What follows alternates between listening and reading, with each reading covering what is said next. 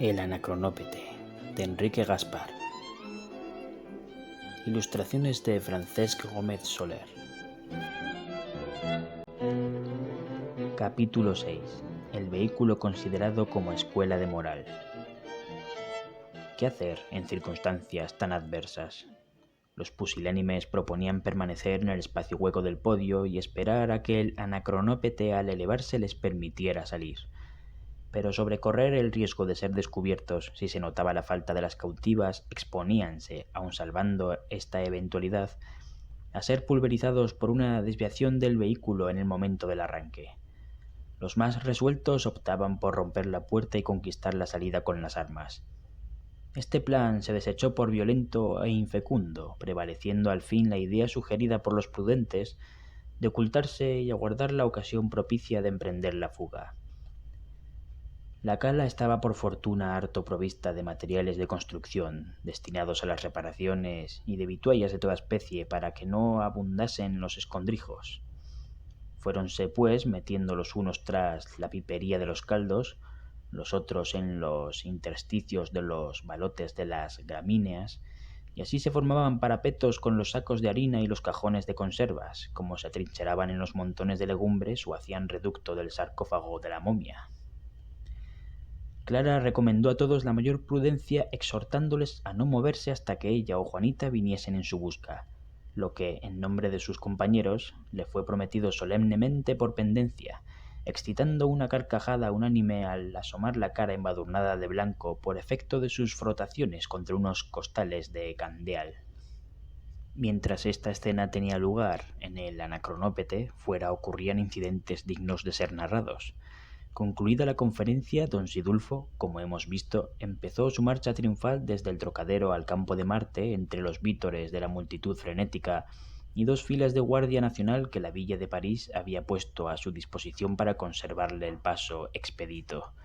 Una vez dentro del área de la exposición, el maire invitó al sabio a reposarse breves momentos en una elegante tienda de campaña levantada ad hoc cerca del Anacronópete, en el centro de la cual veíase una mesa capaz de satisfacer la intemperancia del lúculo y de emular la esplendidez de los festines de Cleopatra.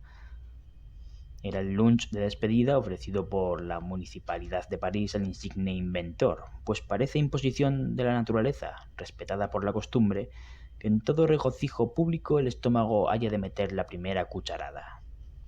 Sentáronse a anfitriones, convidados y parásitos, planta que brotaba espontáneamente en todos los comedores, y con el reposo del cuerpo dio principio el trabajo de las mandíbulas. Durante los encurtidos, los torsos formaban con la mesa un ángulo recto. A medida que el lastre iba estivando el aparato digestivo, el ángulo se convertía en agudo.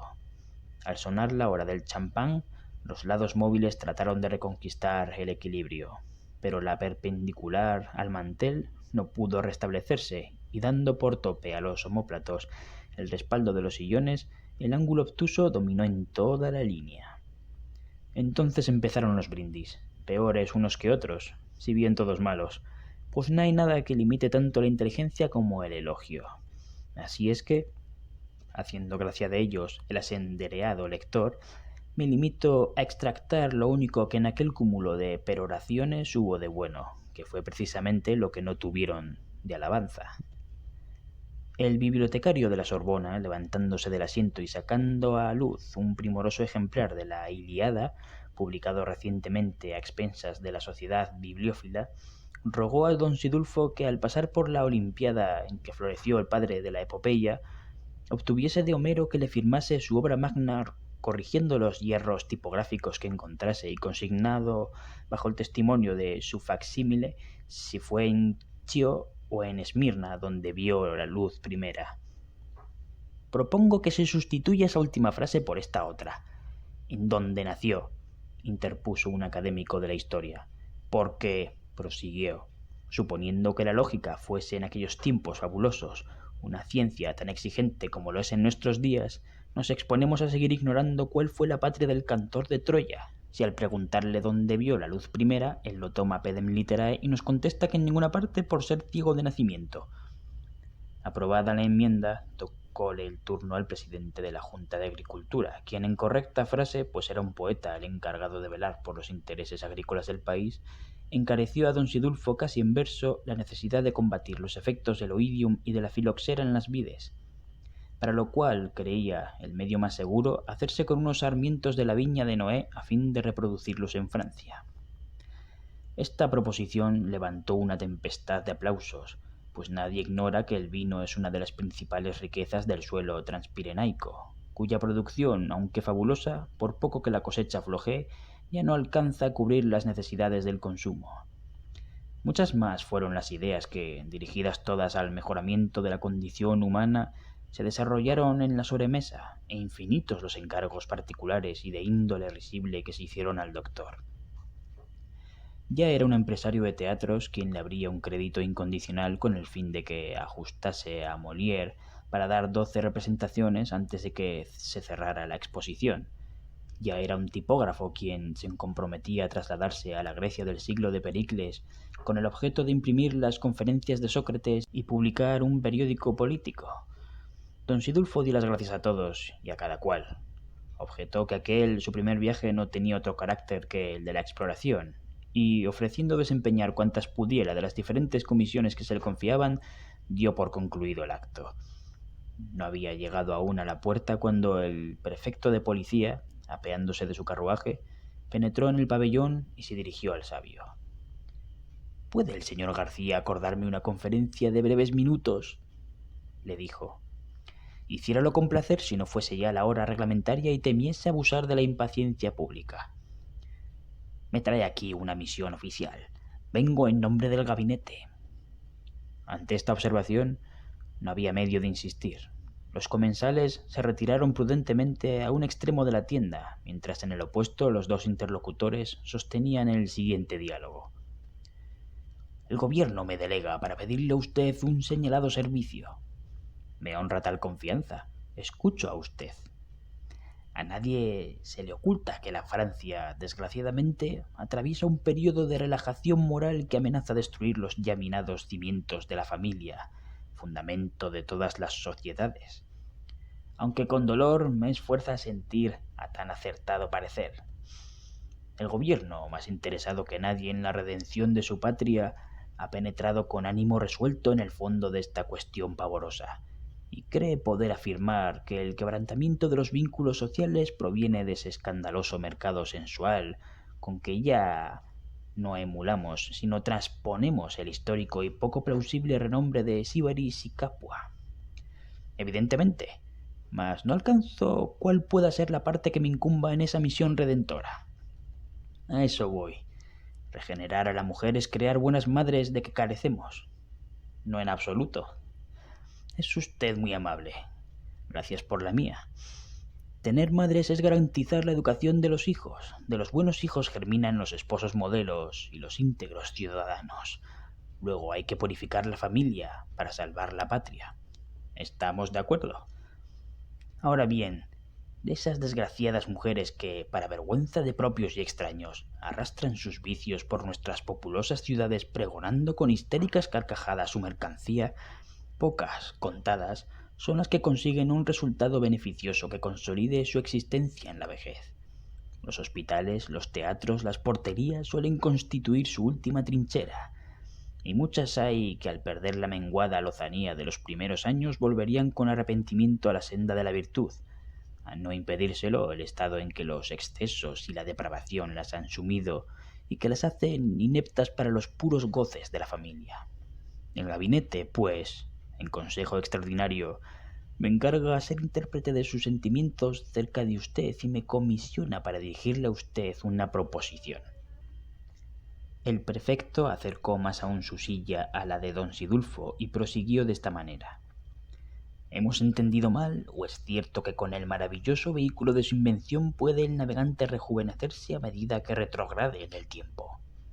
Así es, con tal de que previamente no se haya sometido a la inalterabilidad de las corrientes del fluido que lleva mi nombre. pues de otro modo vería pasar los siglos sin experimentar alteración alguna. ¿En qué tiempo puede usted recorrer un espacio de 20 años? En 1 hora. Y llegado a ese término, ¿le es a usted dable perpetuar la edad de la persona en el punto por que entonces atraviese? Sin ningún obstáculo. Pues bien, el plan del gobierno es rogar a usted que acepte en la expedición una docena de señoras que frisen en los 40, edad en que la vejez no las ha hecho aún desistir de las ilusiones, pero harto avanzada en mujeres de su condición para abrigar esperanzas de medro, y ofrecerles que en 60 minutos van a reconquistar sus 20 abriles. De este modo es indudable que, aleccionadas por la experiencia y arrepentidas por el fracaso, al encontrarse dueñas de sus hechizos por segunda vez, sigan la senda de la morigeración y abandonen la del vicio. Plausible es la intención, pero ¿no teme usted, señor prefecto, que si lo que entra con el capillo no sale sino con la mortaja, las buenas señoras, al verse en el pleno ejercicio de sus facultades, quieran volver a tentar fortuna? No lo espero. De todos modos, este no es más que un ensayo de que desistiremos si no salimos airosos, o que en caso contrario repetiremos en grande escala. ¿Qué responde usted al ministerio? La misión me honra sobremanera para rechazarla, pero debo advertir a usted que yo viajo con mi sobrina y... No tema usted el menor desafuero, se portarán dignamente. Ya las hemos exhortado y el miedo al castigo las contendrá. Lo celebraría, aunque lo dudo. Se lo aseguro a usted, la amenaza es temible. ¿Cuál se les ha impuesto? No quitarles ni un año de encima si se exceden en algo. Tiene usted razón, me tranquilizo. ¿Estamos de acuerdo? Completamente. El gobierno sabrá recompensar a usted favor tan señalado.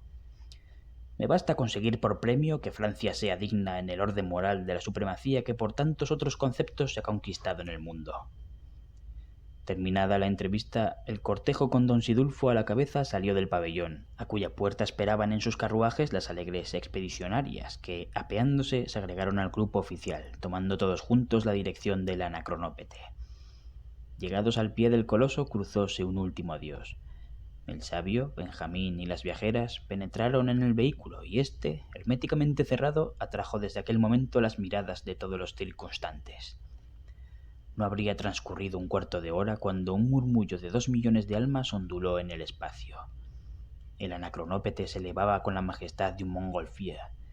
Nadie aplaudía, porque no había mano que no estuviese provista de algún aparato óptico, pero el entusiasmo se traducía en ese silencio más penetrante que el ruido mismo.